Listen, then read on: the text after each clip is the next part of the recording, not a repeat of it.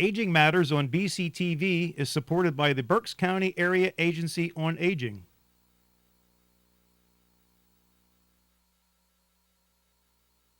Hello and welcome to Aging Matters. This is a program that is provided by and sponsored by the Berks County Area Agency on Aging.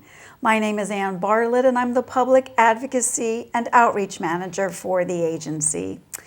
We've got a great show this evening. We're going to be talking about the Alzheimer's Association and the Walk to End Alzheimer's. I have two guests with me this evening. Thank you for being here. I have Kellie Butsack to my immediate left, who is the Associate Director of Programs for the Alzheimer's Association, the Delaware Valley chapter. And next to Kellie is Amanda Alderfer, and she is the Walk to End Alzheimer's Walk Manager for the Alzheimer's Association in Delaware Valley chapter. Whew. Any longer, we would have a show over. So we're going to get right to it so that we can get moving on this wonderful information that you have brought to us tonight. So thank you both for being here. Let's first start a little bit. Tell us a little bit, and I know, Kellie, you're going to start to talk a little bit about the Alzheimer's Association, some of the programs and services that you provide to folks, and how we can get in touch with you to access some of those. Great. Well, thanks for having us, Ann. Sure. Always a pleasure to be here. Of course, the Alzheimer's Association, and I've had the pleasure of being on the show with you before, and we've talked about programs. We do serve not only Berks County, but as you mentioned, the Delaware Valley chapter. So our entire regional reach is southeastern Pennsylvania, including here in Berks County and Reading, as well as the state of Delaware and southern New Jersey. Wow. So that's why we have the Delaware Valley region. And throughout our region, and really across the country, we have standard programs and services that we provide. Throughout our region, we serve nearly 300,000 constituents, and that includes about 15,000 people here in Berks County. Wow. Wow. Probably our most important service, and the way that anyone can reach us anytime with any question, is of course our toll-free 24/7 helpline. And it's a toll-free number. And we do have that number, I believe. Yep, there it is. And our helpline is 24/7, so it's manned by trained care consultants 24 hours a day, 7 days a week, 365 days a year. It doesn't matter if someone needs us during regular business hours, or if they need us in the middle of the night, or on a weekend, or even Christmas Eve. Doesn't matter. 24/7, all the time. That's terrific. Live, consultants to speak to, and it's really for any question. It's not just a crisis line. It's someone could call and say they have concerns about their memory, or they're looking for a physician referral or a specialist, or they have questions about the disease in general, how it progresses. They're looking for home care, maybe care options and support services. So for any reason at all, anyone can call that number. Wow, that's wonderful. 24/7. That's a wonderful service. Some of the other services that we provide, we have care consultation.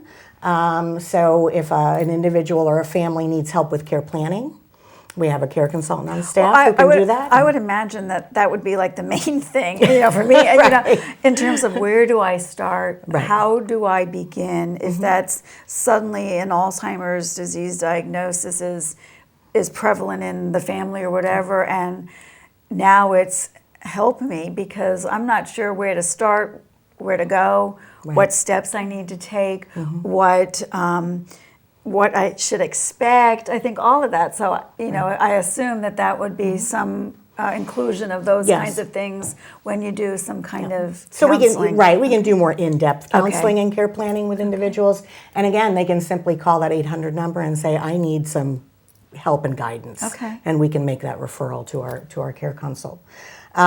We also, as many people in the area probably know, do a lot of education, general education.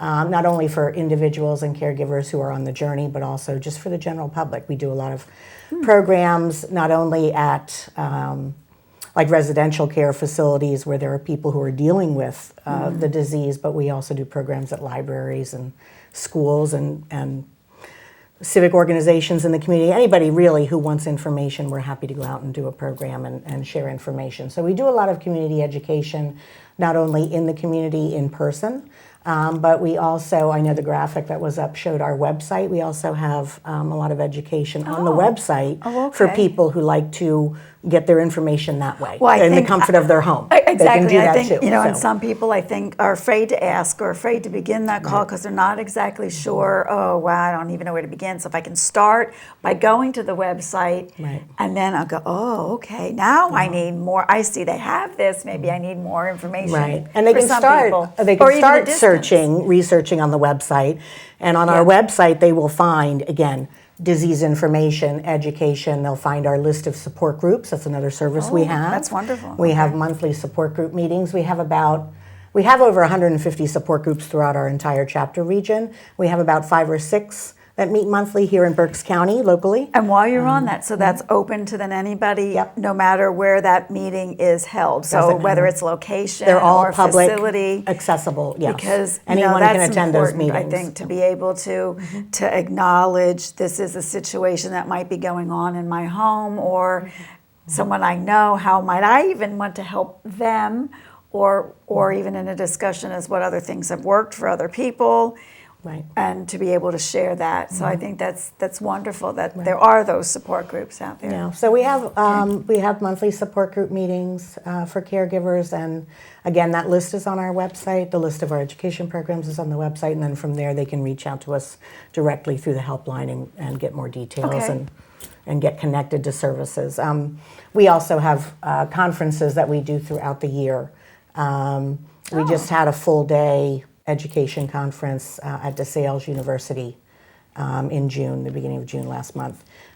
So people can find that on information on our website as well. And that's open as well to anybody. It wasn't just professionals in It's open various to, fields. Yep, Okay. it's open to anyone.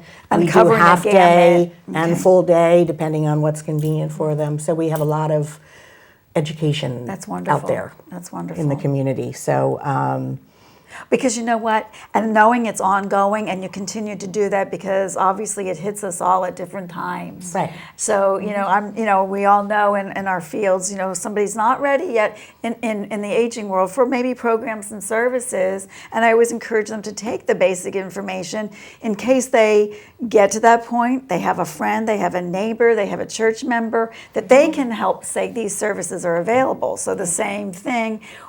Diseases hit us at all different times, and then where do I go? So that's And at our what's nice about our conference format is whether it's a half day or a full day, there's kind of breakout sessions. So there's multiple topics being shared throughout the day. Plus, we have vendors there, vendors who provide services. So no matter where you are in the spectrum of the disease, Right. whether you're early on or whether you're already, further down the journey.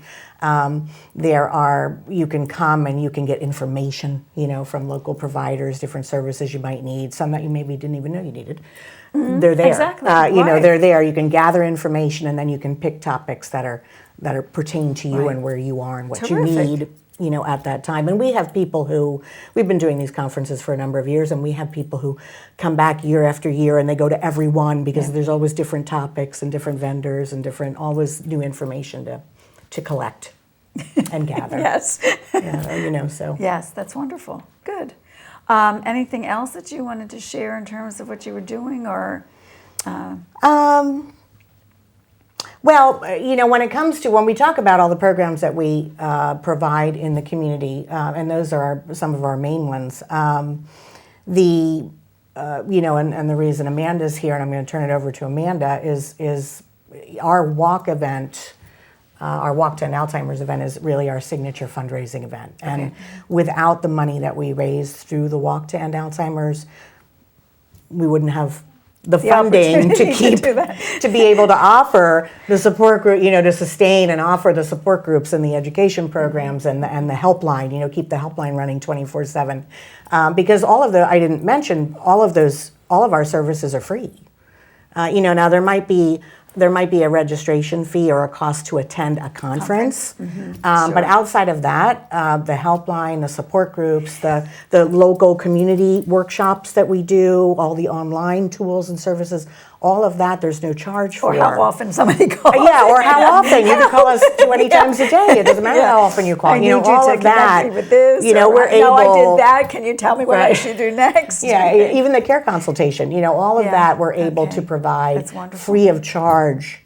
To individuals who need those services and supports because of what we raise. have the fundraiser. Yeah, through the fundraiser. Well, then, that's a nice segue. Segue. To Amanda. And I like the title, too, The Walk to End Alzheimer's. That is, it's funny, as a goal to end something that you work with and for, to hopefully either, and I don't know it's to end Alzheimer's at this point, but it certainly is to support things along the way and as Kellie said, programs and services. So let's talk first about why you do it. I have a bunch of questions about the walk. So it's the walk to end Alzheimer's. And so let's first give the basics. Yeah. When is it this year? And it is annual, right? It is an annual event, yes. And it will be held Saturday, October the 5th at the Penn State Berks campus. So please hold that date. We'd love to see you there. And I know we were talking earlier about the various years, different walks at different locations. You've had the walk at a number of different locations over a good number of years that I know we've been participating in. And so you've been at Penn State Berks campus, how many years now? So this year will be our 4th year. The 4th year, okay. And so it's Saturday, October 5th, Penn State Berks. What time does this walk begin? Yeah, great question. So registration will start at 8 o'clock. So if you haven't currently registered for the walk and you plan to join us that day, it's a good idea to get there early. And then I'm so sorry, we start at 9 o'clock at the Berks County Walk. My apologies. Okay, that's okay. So we get to sleep in a little Come bit in in at the 8 morning. anyhow, yeah. That's right. On the night before, tailgate, sleepover. That works. So 9 o'clock for registration. Around 10:15 we do an opening ceremony, and then the walk actually starts at 10:30. 10:30 is the walk where everyone. It's like a cattle shoot or whatever that you released and everyone goes, right? So now you have an opportunity to register before. You do. I'm probably encouraged to do so. That's but you correct. can register that morning in case. Absolutely. I've already been in places where, you might be a visiting guest of somebody and they say, hey, we're registered for this, come along. That they registered early, but it's not like this person needs to sit home because they didn't register early. Absolutely. So we want to register hopefully ahead of time or that morning. So tell me, you mentioned about opening ceremonies. So tell us a little bit about what actually happens that day. Yeah, so this is one of my favorite things about the walk. So as many people are aware, Alzheimer's disease, there's no current way to slow, prevent, or cure it at this point. And it can be a very devastating disease. And what I really love about the walk is that everyone that comes gets to pick a Promise Garden flower. And you get to walk with your flower. And the way that we select our flowers is based off of our connection to the disease. Okay. And so I walk with a purple flower because I lost my grandmother to Alzheimer's disease. Somebody who has the disease would walk with a blue flower. Our advocates or folks who just generally would like to see a world without Alzheimer's carry orange. And those who are doing the wonderful work of caregiving carry the yellow flower. And so in our opening ceremony, we have one person that represents every color come up on stage. We share their story with everyone, and we do this really beautiful ceremony where everyone is engaged to hold up their flower after the color of the person that represented them speaks. And so you can see I'm tearing up a little talking about it because it is really emotional, but really, really beautiful. And such a lovely way to see how many people in your local community are together and doing something about this disease. Yeah, I think a lot of times, whether it's Alzheimer's or anything else, you feel alone or isolated. And just, and the caregiver, as you mentioned, is so sometimes exhausted and overwhelmed and yet supported. And I think that's a good way to kind of show that they have all of that support and encouragement and strength to be able to continue to work with the Alzheimer's disease and its process. Yep. So, anything else going on at that day? Like, what else is happening during the day? Yeah, so our committee is really hard at work securing a lot of fun things going on. But at this point, we have a karate demo that will be before the walk. We have some performers, different dance groups, and some other exciting things in the works. So I'll leave it with that for now and come on out to see what else we have. So there's some things after I register, some things to do. And, Absolutely. And participate in maybe prior to the opening ceremony. Yep. And then, as you said, they walk. Now, should I be worried about where are we walking? Like the terrain and stuff. And, Yeah. you know, obviously Great sneakers are recommended, but you know, what's the terrain like in case people are not have Yeah. not been at the campus or aren't sure as to where that walk takes place in the terms of the gravel or macadam or pavement? So it's all on either sidewalk or pavement. It's a beautiful 2-mile loop around the Penn State Berks campus, which if you haven't been there, it's just lovely. So it's doable for pretty most folks, I'm sure. Absolutely. Okay, and so- for folks who are not able to walk or would like to hang back, there's going to be music playing. We'll have a DJ, and so they're more than welcome to come out. And it really is a walk at everyone's pace, right? It's Absolutely. not a race walk. We're not racing to beat the... It's not, there's no run. There's no run says in our walk to terminology. That's right. The walk Yeah, there's no run. Alzheimer's. Okay. People So we can come and run. We've had Yeah. people, I think, in years past. Oh, really? I think we Who have. come early and they'll check in and then they'll run before everybody else starts walking. Yeah. Like they'll get okay. ahead of the Okay. curve, so to speak. Yeah, it's but not we do technically a run. encourage walking. And it's nice, I think. I'm sure you're encouraging individuals, but groups as well. Are you Absolutely. want to reach out to some people now to encourage the people to sign up? Is Yeah, there- absolutely. So one of the best parts about this walk is coming and starting a team. So you can invite your friends and family. Companies can start a team, and they can invite their staff to come out. And so it's really, you can be a team captain and invite 2 to 3 people. You know, it doesn't have to be an entire entourage. Of course, that's wonderful, Okay. but. Yeah, we encourage You're a small everybody to group come of out. 3 or a large Absolutely. group of 20. Yeah, And we have them all. and we have Okay. them all. So it's really wonderful, and I would encourage anyone who's interested to do that, to register and start a team. And I'm always available as a resource, and it Okay. really is a very nice time. Now, And dog friendly, right? oh, okay. We are dog are friendly, dog- we have- absolutely, yes. So the We have a campus lot- allows, the campus is also allowing that. And we so, have okay. a lot of dogs at our Berks do. County walk. Yes, we we have do. quite a dog contingency, and they come and they wear the walk T-shirt. I mean, literally, their front that's legs are through the shirt sleeve. Yeah, And they come in their bandana. They have purple bandanas and T-shirts, and the dogs get dressed up, and we have a lot of dogs.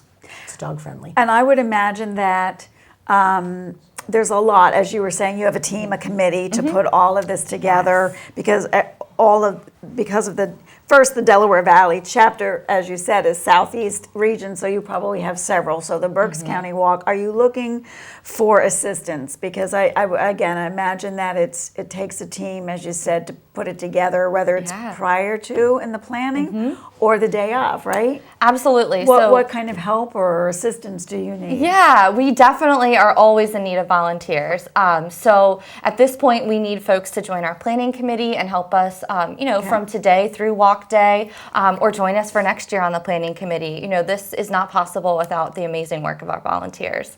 And then day of the walk, so on October 5th, we need people to come out and help us day of. It's going to take probably 60 to 70 volunteers that morning to help Wow, us put on the okay. event. So. Wow. What might I expect? Is if I call you and I say, I can't commit to the planning because it may be too many sessions or whatever, but I can do help that day. Yeah. What kinds of things are you looking for? What will people need to do as a volunteer that day? Yeah, that's a great question. So we need folks to help with registration. So whether you're registered ahead of time or you're registering that morning, you still have to go through our check-in process. So we need okay. volunteers to assist with that, handing out T-shirts, the Promise Garden flowers, as I mentioned. We take a large opportunity at the walks to get people to sign up as advocates for the Alzheimer's Association. And so we need folks to be willing to go up to people and talk to them about what it means to be an advocate for the cause. So that's definitely a role. We have people along the walk route that we need them cheering and supporting our walkers. And so if you have, I would say 3 hours or more, we can accommodate that schedule. You can pick something like registration and be there bright and early, or come a little bit later and be along the walk route. And we have people that help serve the food. Oh, there's Yeah, food. there's Well, food. there's food then. And there's food.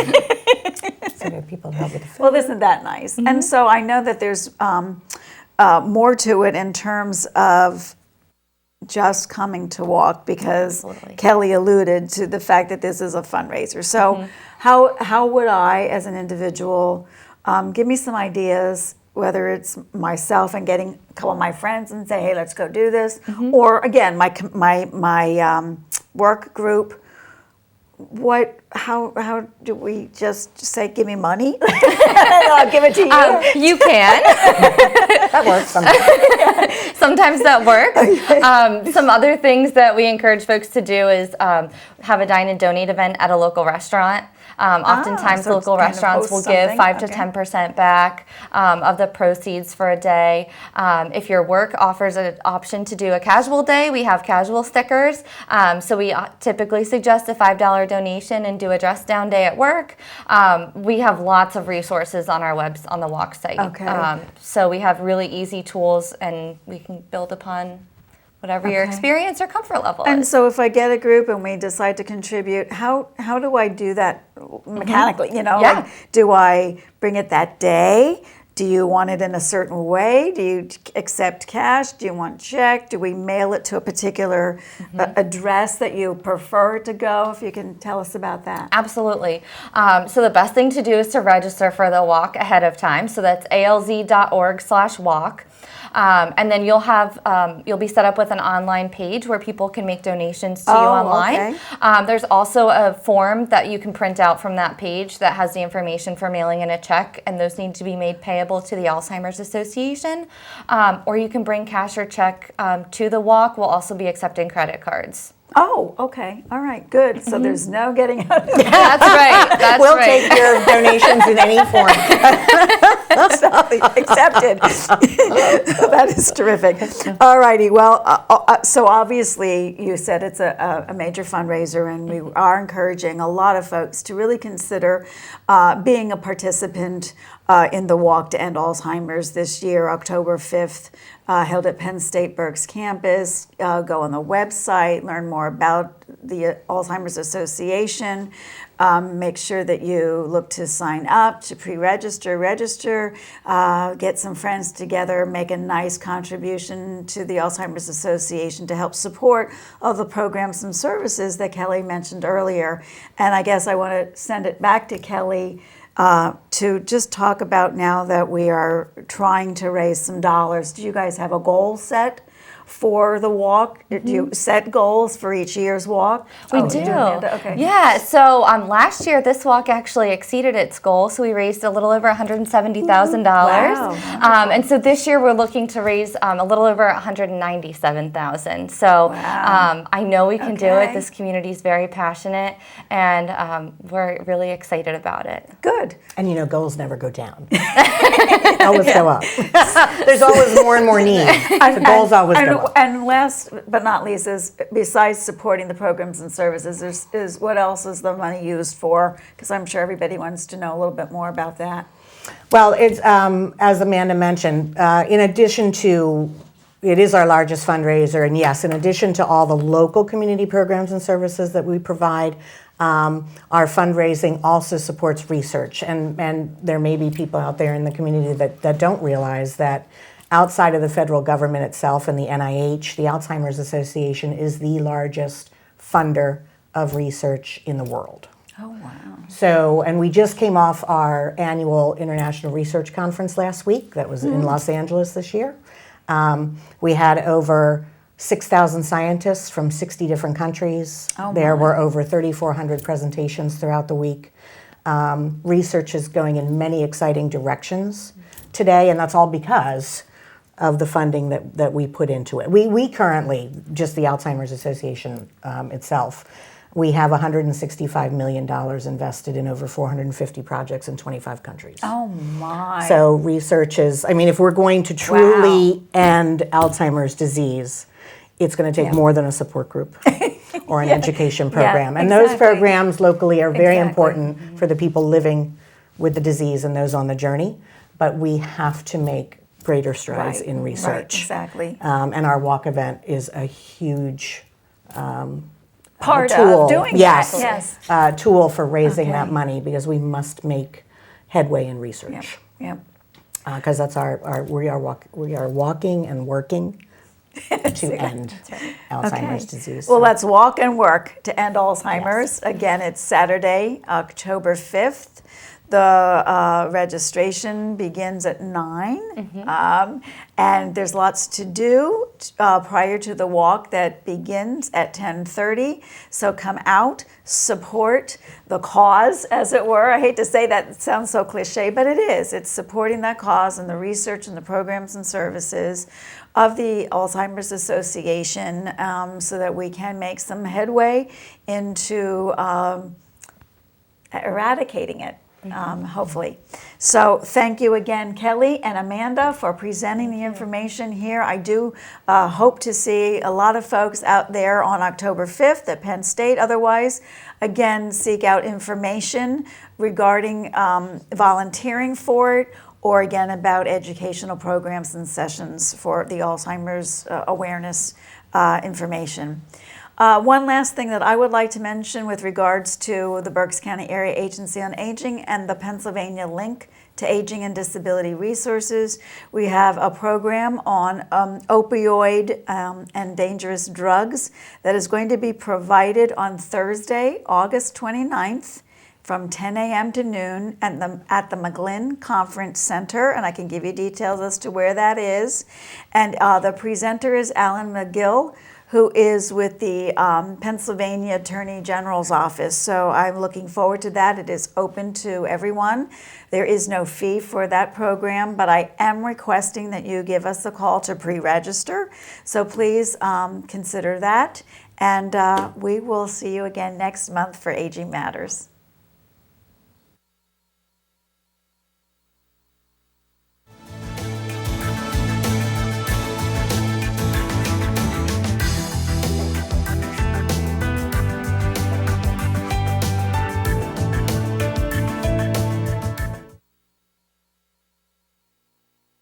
Aging Matters on BCTV is supported by the Berks County Area Agency on Aging.